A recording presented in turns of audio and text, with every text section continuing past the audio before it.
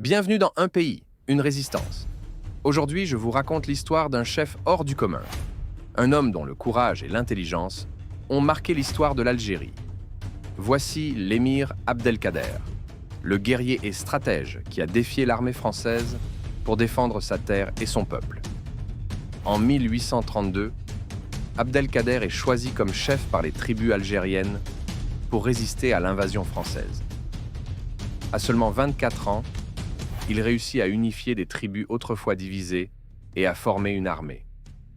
Il jure de ne jamais laisser son pays tomber aux mains des envahisseurs. Abdelkader utilise des tactiques de guérilla efficaces pour frapper les Français. Cachés dans les montagnes, ses cavaliers tendent des embuscades rapides, frappent et disparaissent dans les hauteurs. Connaissant parfaitement le terrain, ils font face à des forces supérieures en nombre, mais leur infligeant des pertes lourdes.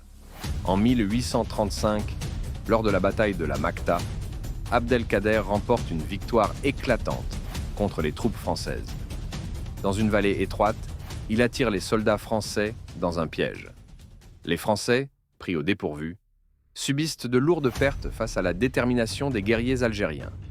Abdelkader entraîne les Français dans la forêt de Mascara, où il utilise des pièges et des embuscades pour infliger des pertes sévères. Ces tactiques de guérilla rendent les Français vulnérables, les forçant à se battre sur un terrain difficile et inconnu. Après 15 ans de combats acharnés, Abdelkader finit par être capturé en 1847, trahi par des circonstances défavorables. Même en captivité, il refuse de renoncer à ses idéaux et reste un symbole de bravoure pour son peuple. L'émir Abdelkader est aujourd'hui honoré comme le père spirituel de la résistance algérienne. Son combat pour la liberté inspire les générations et rappelle l'importance de se battre pour sa terre et son identité. L'émir Abdelkader, stratège et leader, prouve qu'un homme peut défier un empire. Son esprit de liberté et sa détermination inspirent encore aujourd'hui ceux qui défendent leur terre. Merci de m'avoir accompagné dans ce voyage. Rendez-vous dans le prochain épisode pour une autre histoire inspirante et courageuse.